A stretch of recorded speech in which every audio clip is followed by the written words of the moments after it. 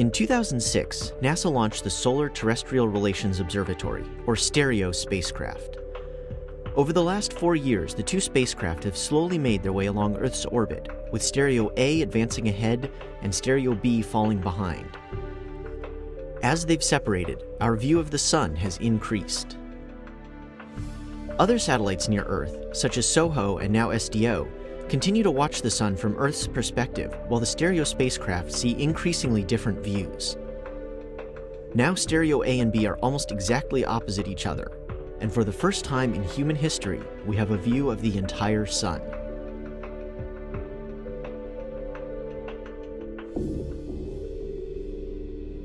The Sun has a huge influence on everyday life, and with our increased reliance on technology, this influence just keeps getting stronger.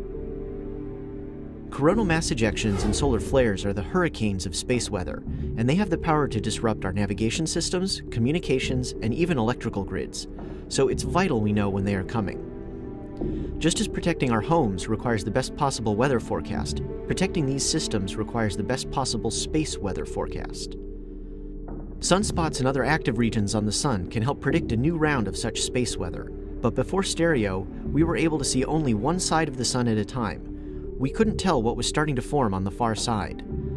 Since the Sun takes about 27 days to rotate once, solar activity had plenty of time to build unnoticed.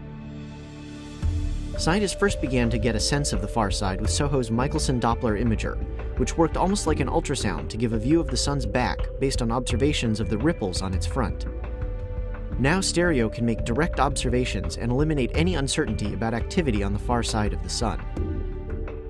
This unprecedented view will last for at least another 8 years as the spacecraft slowly continue their journey. They will cross behind the Sun and then once again continue to opposite sides of the Sun, this time with their positions reversed.